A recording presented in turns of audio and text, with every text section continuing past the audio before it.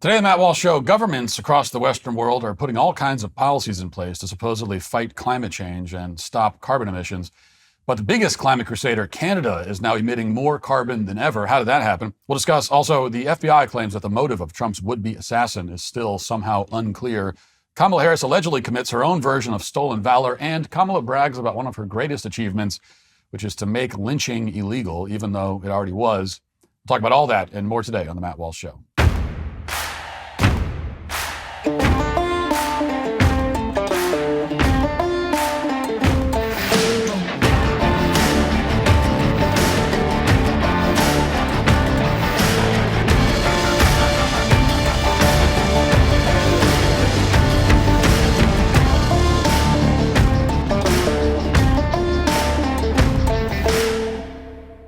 One of the most basic assumptions about climate change that you're told to accept is that if you give the government enough power and make enough personal sacrifices, you can help change the weather. You can make natural disasters less likely. You can save beaches and endangered species, even entire countries, the entire world you can save. And all you need to do is pay more in taxes to fund more government bureaucracy and give up your car and your gas stove and airline travel and plastic straws and maybe your entire livelihood, and then everything will be fine. Now, there's no other country on earth that's internalized this way of thinking more than our neighbor to the north, Canada. They've declared a national climate change emergency. They have a constantly increasing national tax on carbon, which raises the cost of living for pretty much every household in the country. They've banned plastic straws. They've shut down oil and gas permits off their Pacific coast. If you're an insomniac and you pull up a video of a debate in the Canadian Parliament to help you sleep, there's a good chance that they'll be debating climate change in some way or another. So how's all that working out for Canada exactly? What have all of these taxes and regulations accomplished aside from hamstringing Canada's economy for the past decade? Surely we can assume that at the very least, Canada's carbon emissions are much lower as a result of all of this government bureaucracy. After all, Canada's not even a top 20 country by population. Their GDP barely ranks in the top 10. Shouldn't be hard for them to rank relatively low on the list of global carbon emitters, especially since they've been trying so hard and punishing their citizens so much. But as it turns out, Canada is currently one of the biggest carbon emitters on the planet. They're setting new records in the wrong direction. They're adding more of that dreaded carbon into the atmosphere than countries 3 times their size. And it's all because of a series of wildfires last year that the Canadian government clearly could not control. Watch. New research has found last year's wildfire season in Canada released more carbon emissions than all but 3 nations on Earth. The study published in the journal Nature says Canadian wildfires put out 647 megatons of carbon in 2023. That's higher than the total amount of emissions released by 7 of the world's 10 largest emitters in 2022, including Russia, Japan, and Germany. Only China, the US, and India released more. The study says although Canadian forests do pull carbon out of the atmosphere, increasing fire activity could reduce their effectiveness. Now, all told, the wildfires in 2023 contributed more than 4 times as much carbon into the atmosphere as everything else that Canada did last year combined. So the plastic straw bans and the taxes and industry-crushing regulations were completely undone 4 times over by these wildfires. Now, if you check in with the experts, of course, they'll tell you that the wildfires were only so severe because of climate change. Supposedly, the 1 degree rise in reported global average temperature from 2022 to 2023 could be the reason that the wildfires burned more of Canada than any other wildfire season in recorded history. And therefore, we need to redouble our efforts to ban fossil fuels and so on. That's the line that they're going with. As MIT Technology Review put it, quote, fires are part of natural, healthy ecosystems, and burn on their own don't necessarily represent a disaster for climate change. After a typical fire season, a forest begins to regrow, capturing carbon dioxide from the atmosphere as it does so. This continues a cycle in which carbon moves around the planet. While climate change doesn't directly spark any one fire, researchers have traced hot, dry conditions that worsen fires to the effects of human-caused climate change. The extreme fire conditions in eastern Canada were over twice as likely because of climate change. The MIT Technology Review concludes with this. It was already clear that we need to stop emissions from power plants, vehicles, and a huge range of other clearly human activities to address climate change. last year's wildfires should increase the urgency of that action. Now, what's striking about explanations like this is that they conveniently absolve the government of all responsibility for managing the forests, which is the single most direct way to prevent wildfires from spreading out of control like they did last year. And even the Canadian government admits that. I went on the website of Canada's Natural Resources Department and found that in addition to blaming fossil fuels, they acknowledge that they could do more to prevent wildfires from spreading. Quote, as wildfire risks will continue to intensify as the climate warms, Canada needs to adapt fire management and mitigation strategies. There are different ways to manage wildfire risk, including controlled burns, revised forestry guidelines, and procedures to manage fuel around communities and infrastructure. It's a balance of these techniques that can help deal with future challenges. Now, one scientist with the Canadian Forest Service put it this way, quote, a change in climate means a proactive approach must be taken. Studies like this can offer important lessons to be better prepared for the next time a devastating event like this occurs.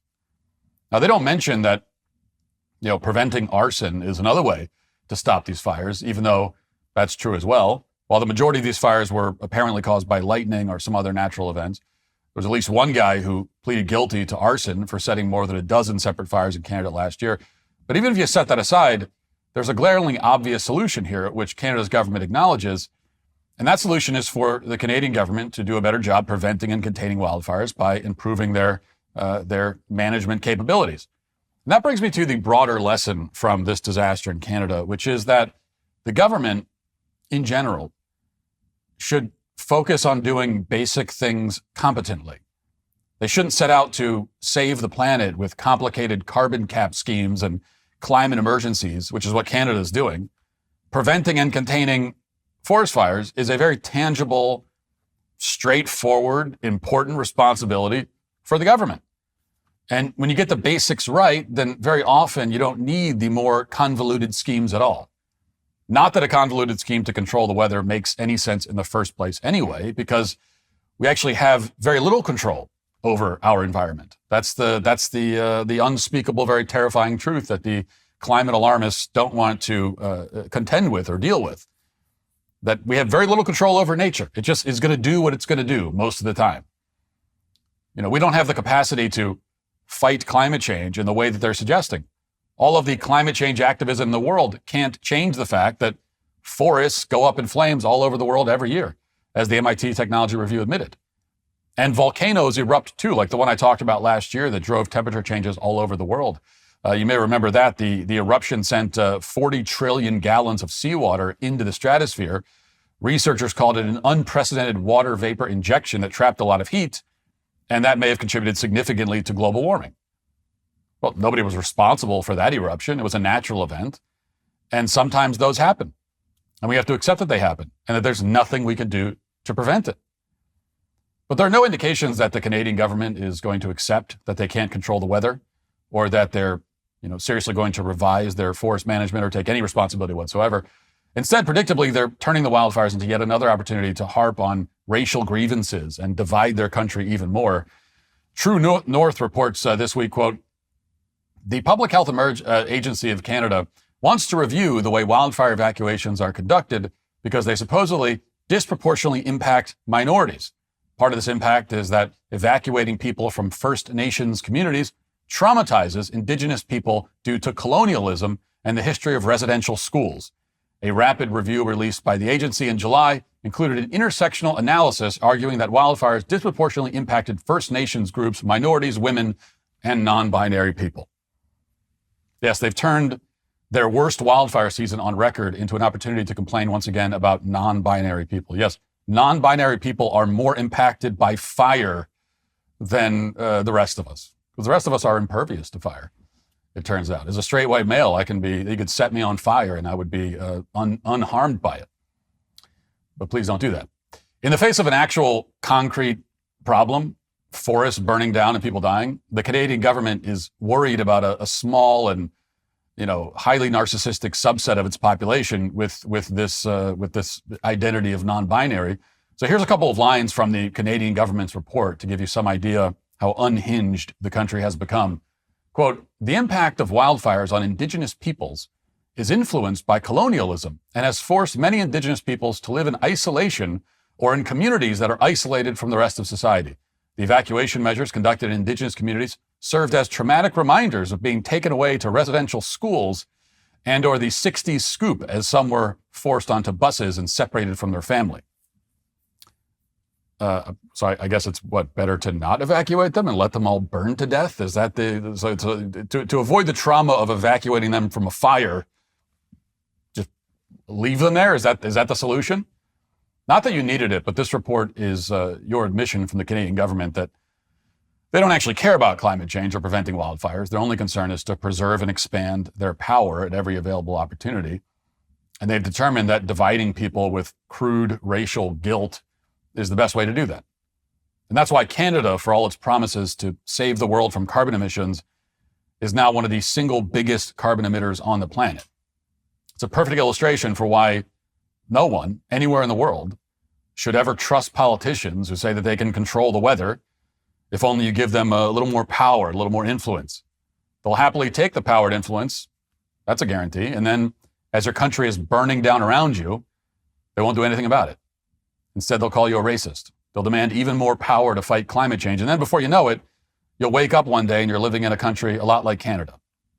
And by that point, it'll be too late to do anything about it. Unless you're an indigenous non-binary shaman, nobody will think to care what you think. If Canada serves any purpose whatsoever, it's to provide cautionary tales like this.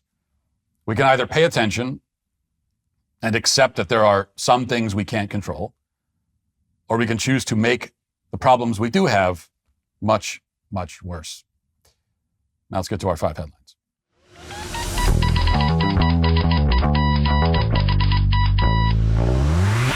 Is America headed in the right direction? A majority of Gen Z supports left-wing policies like open borders and socialism. If we don't reach them and change their minds, the country we know and love will be lost forever. PragerU is the leading nonprofit when it comes to influencing young people. PragerU's educational, entertaining, pro-America videos meet young people where they are online and open their minds to the truth. But they need your help. Go to PragerU.com, make a tax-deductible donation. Whatever you give right now will be tripled and have 3 times the impact. Donate $10, it triples to $30. Give $100, it triples to $300. PragerU is 100% free to everyone with no fees or subscriptions. They don't rely on ads or clickbait headlines. Contrary to what the left says, PragerU is not funded by a handful of billionaires. It's funded by people just like you. In order to keep making great content, reaching millions and changing minds, PragerU needs your help. Please make a 100% tax-deductible donation at PragerU.com today, and your gift will be tripled. So here's the news from the New York Post. Here's the headline. Trump shooter Thomas Crook saw rally as target of opportunity, but motive still a mystery. Here's the article says, Donald Trump's would-be assassin considered attacking a number of events featuring both the Republican nominee and President Biden before settling on last month's rally in Butler, Pennsylvania. Federal investigators said on Wednesday, adding that the gunman's ultimate motive remains unknown. Thomas Matthew Crooks conducted more than 60 searches related to President Biden and former President Trump as part of extensive attack planning, including queries about both the Republican and Democratic national conventions. FBI Pittsburgh Field Office Special Agent in charge Kevin Rojek told reporters, he said, quote, he looked at any number of events or targets. When the Trump rally was announced early in July, he became hyper-focused on that specific event and looked at it as a target of opportunity. Investigators determined that Crooks espoused a mixture of ideologies, but didn't appear to have a definitive worldview, with Rojek saying that investigators had found valuable insight into his mindset, but not a motive. Yes, it's very odd. You may have noticed this pattern. If there's an attack targeting conservatives or Christians, the motive is rarely clear. We never find out exactly why it happened. We're never told much about the attacker. It's always somebody with a convoluted worldview. Their ideology is a mixed bag. Who's to say what their politics are? Who knows? Trans person shoots up a Christian school. We don't know the motive. Who knows? Nobody knows. They can't say. They won't say. Guy tries to assassinate President Trump. Again, we don't know the motive. Who knows? Nobody knows. They can't say. They won't say. The shooting in Las Vegas was another one. Now, that wasn't targeting conservatives and Christians specifically, but it's another one where we're supposed to believe that there was essentially no motive, that there was no reason behind it, that the guy went through all of that effort to plan this attack and carried it out and had no reason really for doing it. And, there are circumstances where I'd be willing to believe that, where somebody lashes out violently and has no real reason behind it. But for the most part, the people that are doing that, if someone's lashing out violently without any motive or reason, these are going to be people these are like the schizophrenic, drug-addled, homeless people that you can find now in any major urban area. And yeah, I mean, you might get stabbed by a homeless guy on the street for literally no reason at all. And in a case like that, if that were to happen, if some vagrant runs up and stabs you and you want to know why it happened, like the answer might be, well, just because. There's no reason. But that's because people who act without motive generally cannot function in life at all. And that's why they're living on the street. But when you have someone who's clearly lucid, not only lucid, but capable of plotting and planning an attack, in this case, planning an assassination attempt against the president, for somebody like that, it's very hard to believe that they're acting without reason, without discernible motive, especially with an assassination attempt. That is a highly political act. Okay, that's like political violence in its purest form, trying to assassinate a political leader. I mean, if that's not political violence, what is? And the idea that somebody would engage in political violence without any political motive is just, it strains credulity quite a bit. Is it possible? It's possible. Anything is possible. The problem is that we can never believe the people who are investigating this. We can't believe the federal government or the intelligence community. We can't believe the FBI. Right now, it's Biden's government investigating an assassination attempt against the administration's chief political rival during an election year, a couple months before the election. So if it turned out that this guy was a big-time lefty liberal and he watched MSNBC all the time and was radicalized by crazy left-wingers on YouTube or whatever, if that were the case, is there any chance that they'd tell us that? Is there any chance they would tell us that in particular before the election? No, there's zero chance, whether that's the case or not. So we just, this is what we're left with. We just can't believe them. And we're left with a situation where somebody tried to assassinate the presidential candidate, former president, and they're not telling us the reason. And whatever they do say, we know going into it, they'll be, again, we can't believe them. Here's Kamala Harris giving a motivational speech to a group of high school students and speaking off the cuff. We know she doesn't like to do this very often, but she's braving it. She's braving it for this group of kids. She'll do it there. I think has rightly assumed that at least there's not going to be a lot of hostility. No one's going to ask her any tough questions. But just listen to this. Here it is. Our country is counting on you. All of you. You are leaders. By the very fact that you all are here in this room, doing what you do at this incredible school, doing it as one big team, understanding all of the different parts that fit together to create a team. Yeah, this woman is just empty. This is an empty vessel of a person. She has nothing to say, nothing to offer. And, not even capable of speaking coherently and anything that sounds like an authentic sort of way, even to kids. And I have to say that this is a little bit of a tangent, not really, but I hate it when people talk to kids like this.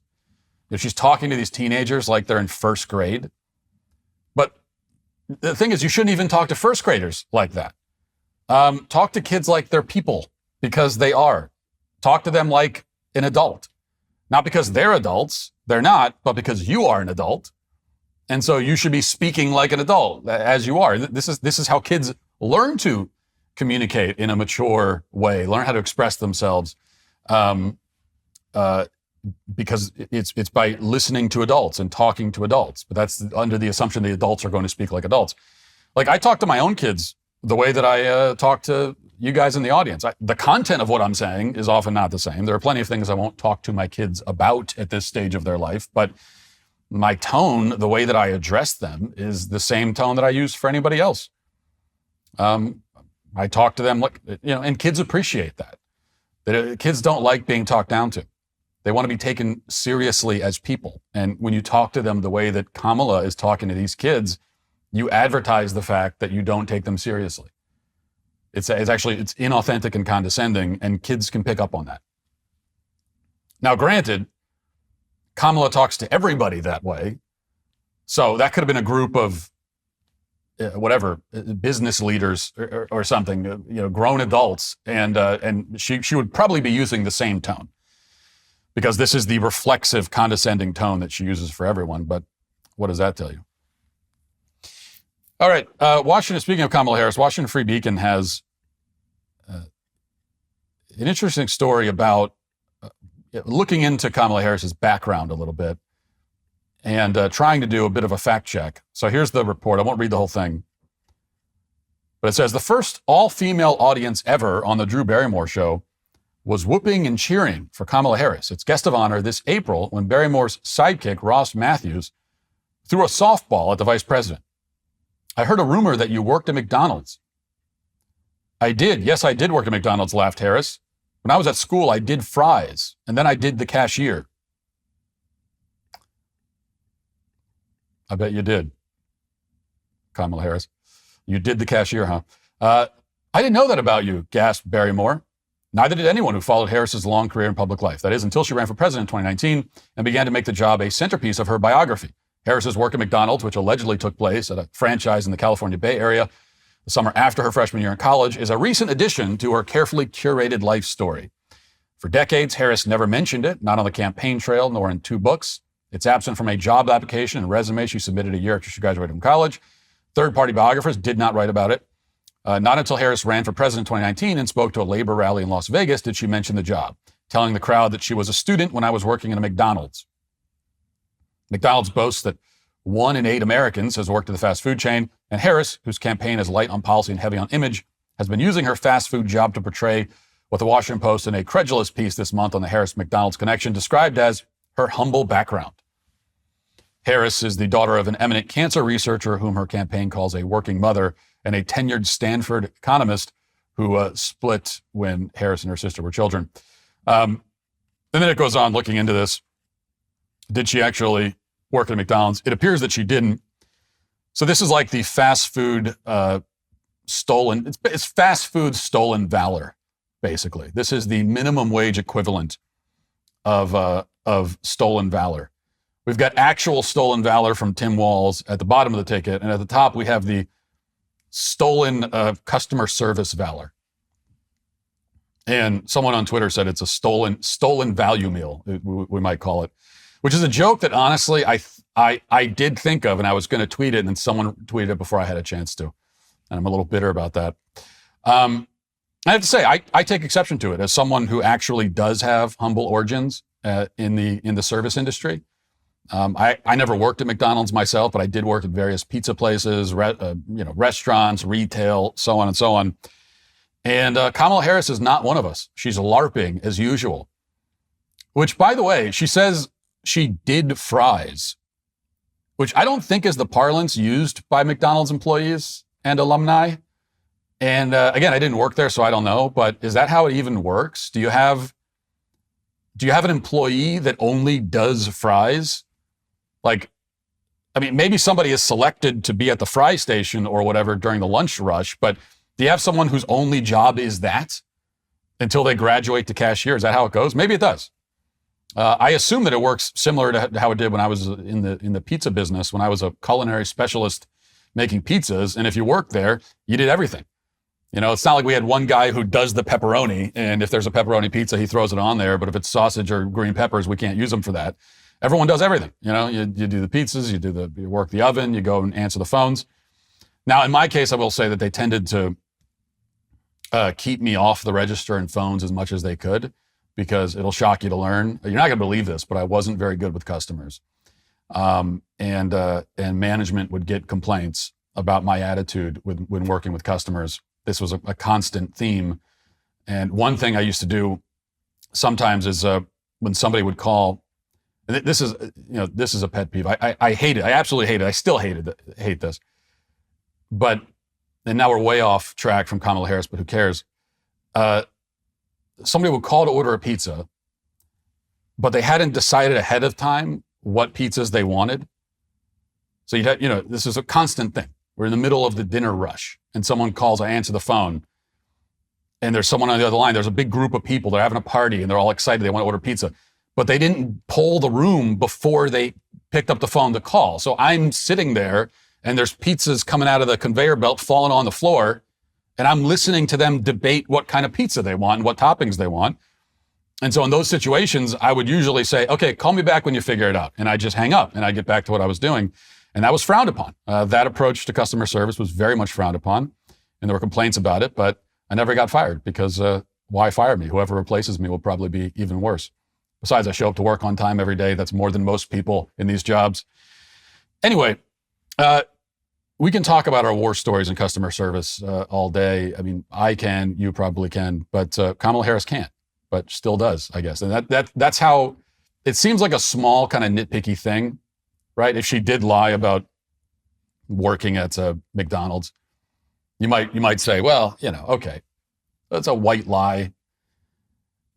And on its own, you might say that, but it's part of an overall story of just this utterly false, fraudulent person who everything that she says is fake.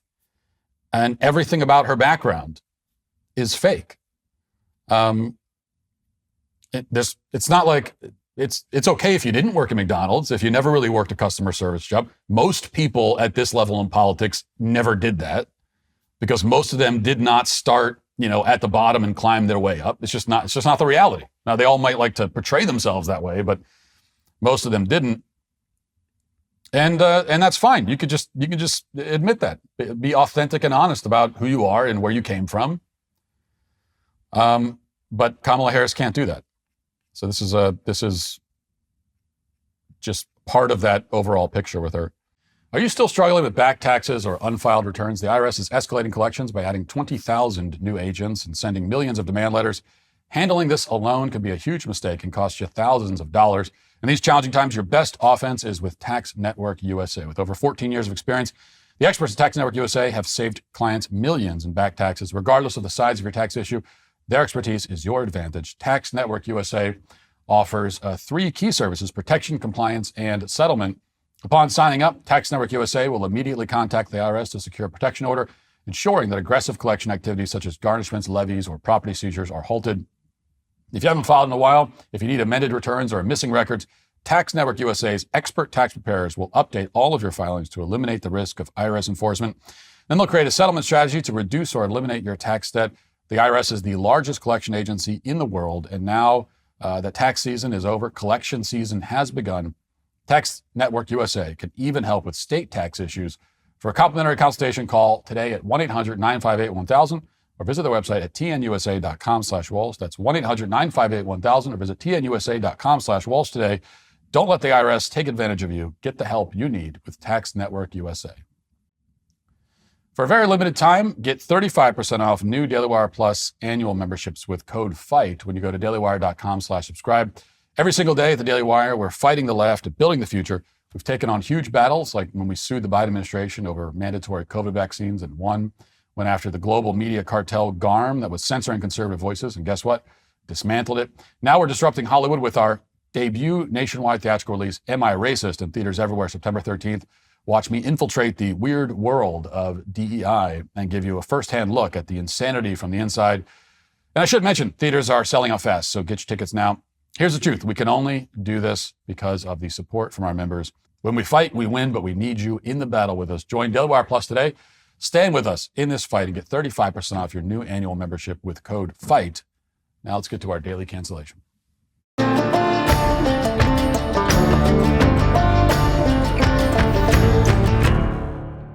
One of the criticisms of Kamala Harris that you often hear on this show and many other places is that she has not achieved anything of note. Her political career has been marked by its mediocrity, its lack of accomplishment. And even when she became her party's presidential nominee, she did it without earning any votes. Her only real skill, you might say, is accomplishing things without accomplishing them.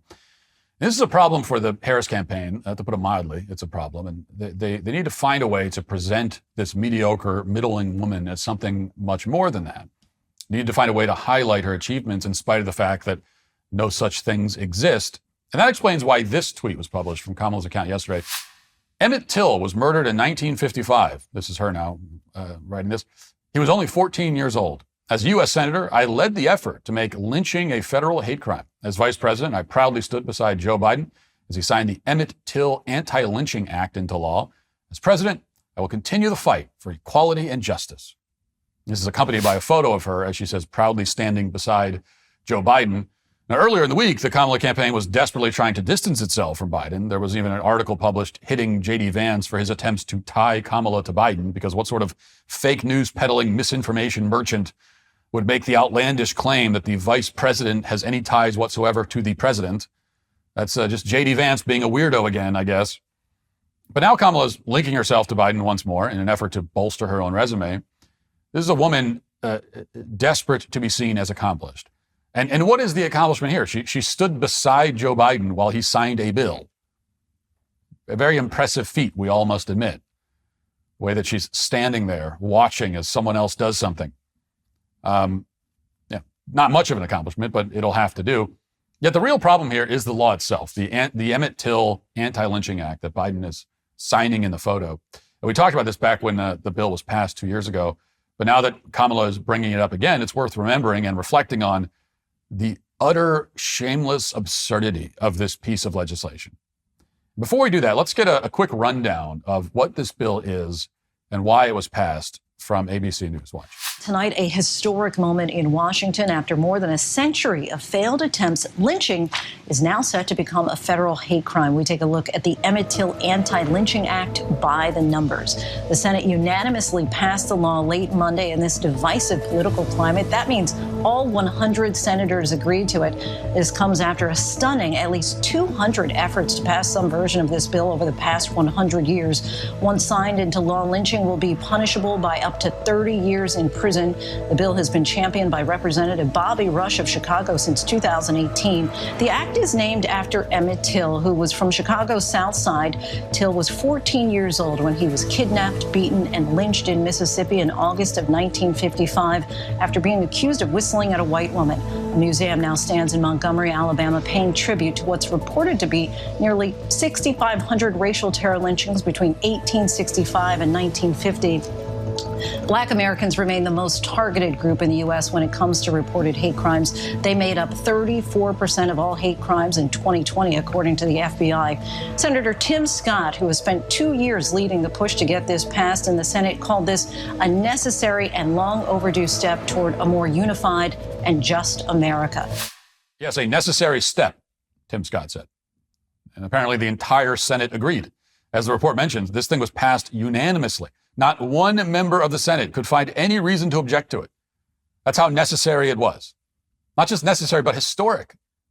So necessary and historic that 2 years later, Kamala Harris is still bragging about it as one of her signal achievements, even though all she did was stand there and smile while Biden signed the bill. But was this bill necessary? Well, I guess obviously it was. I mean, lynching had to be made illegal. And thank God that it finally was made illegal. As you know, prior to Joe Biden heroically passing this legislation and Kamala Harris heroically standing and smiling while she watched it get passed, lynching was legal in most states in the union. As recently as the year 2021, you could go out and do a lynching and anytime you wanted. Actually, in some localities, I don't know if you knew this, but you'd even be rewarded for lynching someone. Like they come out and they give you a free coupon and a pack of stickers and a lollipop, and they'd say, "Good job on the lynching." And it fell to Joe Biden and Kamala Harris and a bipartisan group of senators to step in and say, no, stop this. Lynching is bad. You can't, we're done with the lynching, folks. Without their intervention, I think the lynchings would have continued. At least that's what we're supposed to think, I guess. But back here in Realityville, which is where I prefer to spend most of my time, lynching was actually, of course, already a crime. And if anybody was lynched, even though nobody has been lynched in this country in like 40 years. But if it did happen, the person responsible was already sure to go to prison for a very long time. Lynching was already very illegal. Murder was also illegal. Now, of course, the claim is that and we've seen this being argued again on social media after that tweet from Kamala Harris. The claim is that, well, yeah, lynching was already very extremely illegal in this country, but it wasn't a hate crime. The Anti-Lynching Act performed the important and necessary service of turning it into a hate crime. But leaving aside any philosophical problems that a smart person might have with the legal concept of hate crimes in general, we should note that, in fact, lynching was already a hate crime too. Before this bill was passed, if a black man was lynched in this country, something that, again, hasn't happened in many decades and almost certainly will not happen ever again anyway, but if it did, and a black man was lynched, it would qualify as murder and therefore be illegal. And it would qualify as a hate crime because it would be a racially motivated murder. Racially motivated murders, whether done through lynching or by any other means, were already hate crimes in this country. It was already very much, completely and totally a hate crime to lynch a black person before this bill was passed. It was illegal. It was a crime. It was murder. It was a hate crime. It was all of those things already. So it was illegal about 3 times over. This bill made it illegal a 4th time. I mean, is that even enough? We have to wonder. Perhaps we should pass a bill making lynching illegal a 5th time and a 6th time and a 7th. I won't rest until every person who commits a lynching in the modern United States, all 0 of them, can be charged with the same crime 10,000 times. I say we throw them in prison until they die, then dig them up, put them on trial again, and then put them in prison again until they die again, and so on for all eternity. This is apparently the thinking, I guess. You know, this week, Donald Trump is being excoriated by the media for, as they claim, staging a photo op at the Arlington National Cemetery. Trump was there for a wreath-laying ceremony for the service members killed in Afghanistan during a suicide bomb attack at the airport in 2021. Now, the photo op claim is ridiculous, of course. It's pretty standard for photos to be taken during a ceremony like that with a presidential candidate in attendance. So this is the gaslighting the media does, because you might hear about the outrage that the photos were taken at Arlington National Cemetery, and you might hear that and think to yourself, well, wait a second, aren't there photos taken all the time? Like, haven't I seen many photos of politicians and presidents at Arlington National Cemetery? Isn't that a very normal thing I've seen 1,000 freaking times? The answer is yes, you have, but you're supposed to pretend that none of that's ever happened. This is unprecedented to have a photo taken there.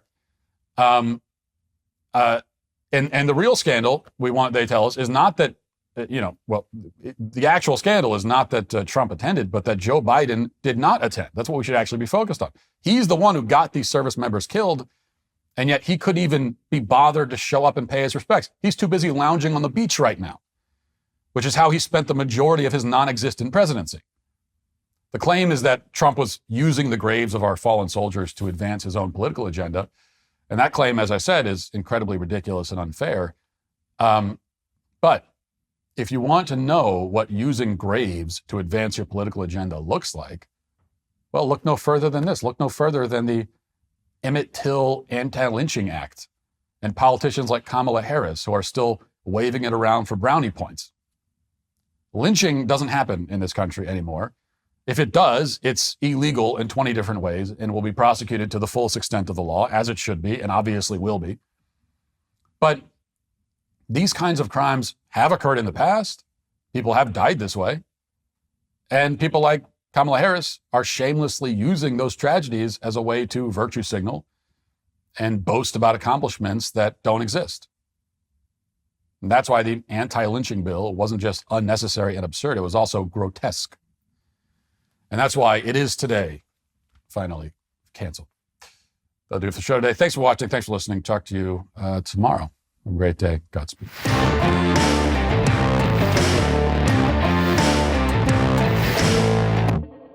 Republicans are Nazis. You cannot separate yourselves from the bad white people. Growing up, I never thought much about race. It never really seemed to matter that much, at least not to me. Am I racist? I would really appreciate it if you left. I'm trying to learn. I'm on this journey. If I'm gonna sort this out, I need to go deeper undercover. They gon' say I'm racist. Joining us now is Matt, certified DEI expert. Here's my certification. And what you're doing is you're stretching out of your whiteness. This is more for you in this field. Is America inherently racist? The word inherent is challenging I there. want to rename the George Washington Monument to the George Floyd Monument. America is racist to its bones. So inherently. Yeah, this country is a piece of... white folks, White trash, white supremacy, white woman, white boy. Is there a black person around? What's a black person right here? Does he not They gon' exist? say I'm racist. Hi, Robin. Hi, what's your name? I'm Matt. I just had to ask who you are because you have to be careful. Never be too careful. They gon' say you racist. Buy your tickets now. In theaters September 13th. Rated PG-13.